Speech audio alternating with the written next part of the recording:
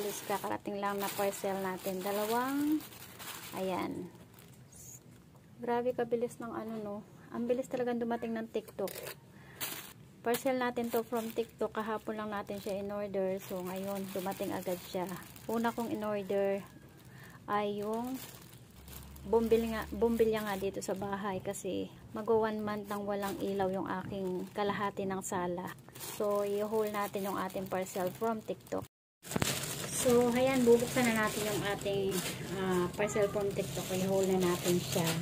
So, ito na yung unahin natin kasi ito yung una kong check out sa TikTok kahapon. Kasi nga, talagang kailangan ko na. Lagi ko nalilimutan i-check out.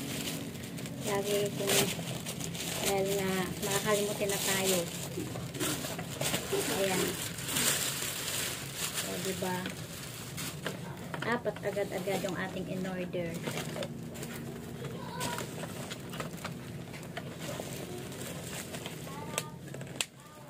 Bubble wrap siya pero hindi siya nakatodong bubble wrap po. Dito sa likod niya hindi siya pangit lang kasi hindi siya nakatodong bubble wrap.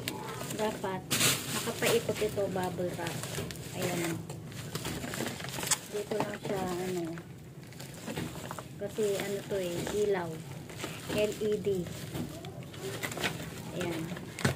28 watts kasi yung kasala ko mag-iisang buwan na yata or 1 month na yata kung walang ilaw yung kalahati kaya medyo madilim. Kapag kalahati lang kasi yung isang may ilaw medyo madilim.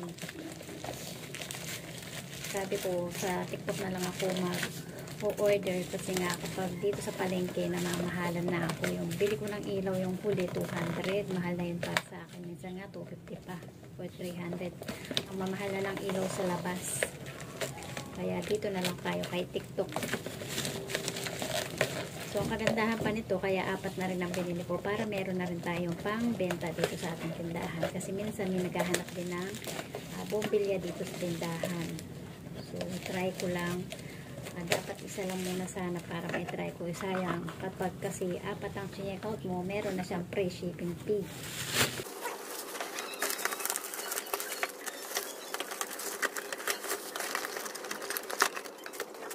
Pagbuka na yung isa, yupi na yung isa.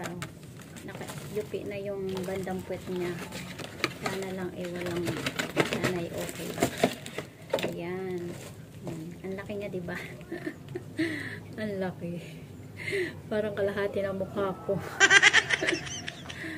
Grabe, ang laki niya guys. So, nakakatuwa naman. Sana maliwanag na. Mamaya papalagay ko to sa anak ko kasi masyadong mataas yung lagayan ng ilaw ko dito sa sala. Hindi ko siya abot. Kahit na meron ako ditong mataas na hindi ko siya abot. So, kailangan talaga doon sa anak ko. Hintayin ko pa yung mga anak kong dumating bago itong mailagay mamaya ang gabi pa.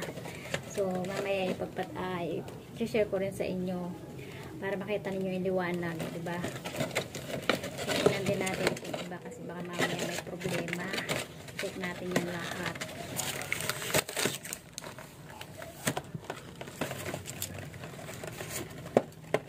Dito sa isa. O, diba? Okay naman siya. Pero sana gumana lahat. Ba? Yan ang importante. Kailangan gumana lahat. Tapos, ano pa natin ito? Dalawa.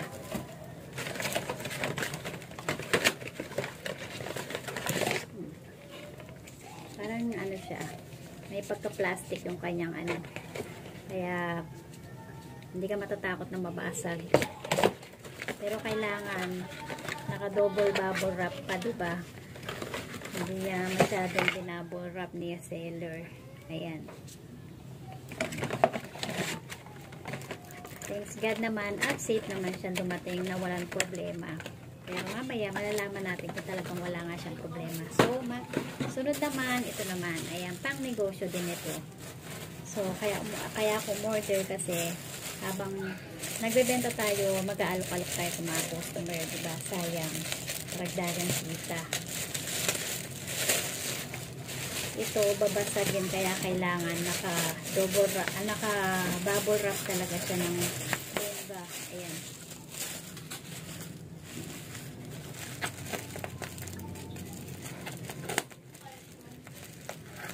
may tindahan ka talaga, yan ang isa pang kagandahan. Marami kang pwedeng idagdag na pagkakakitaan.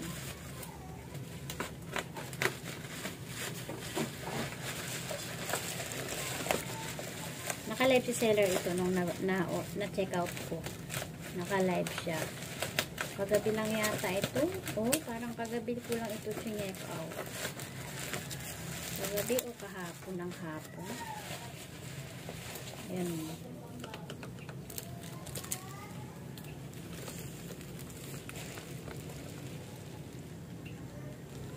Perfume. Oh, diba?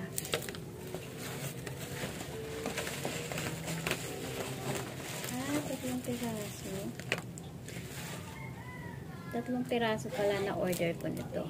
Ayan. Naka-sale si seller kagabi. Naka-live siya. Kagabi nga ba, hindi ko maalala kung kagabi nga ba talaga or kahapon lang. Naka-live siya. So, umorder ako ng 3 piraso lang. So, try ko lang siyang i-alok sa akin. Kasi mga anak ko naman, lalaki, lahat.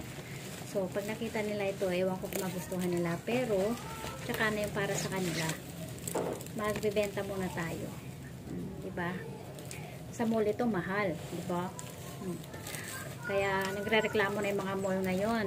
Sila raw nalulugi na. Pati yung mga sa palengke, nalulugi na sila. Kasi nga, mas patok na ngayon talaga ang online.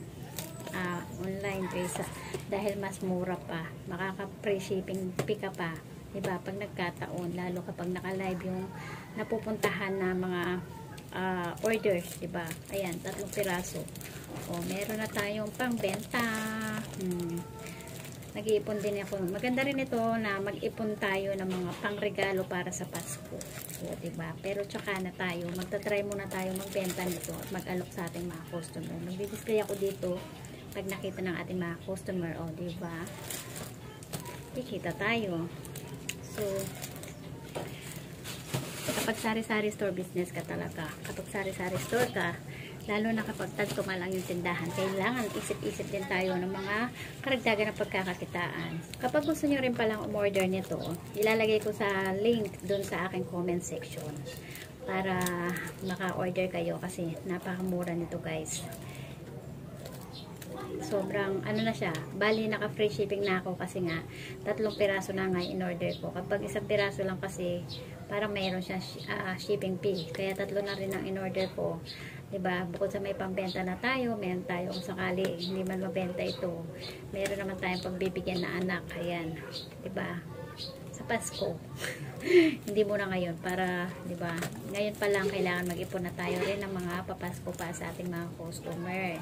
Kasi pagdating ng parang ayoko na maulit yung nakaraan din na December, talagang panghabol ako sa oras ng pag-order, pag-check out kay TikTok, kung ano yung bibigay ko mga panregalo para sa aking mga suki, sa aking mga customer dito sa aking tindahan. Ayan. So hanggang dito na lang mga ka-super kasari, kumare. Thank you for watching.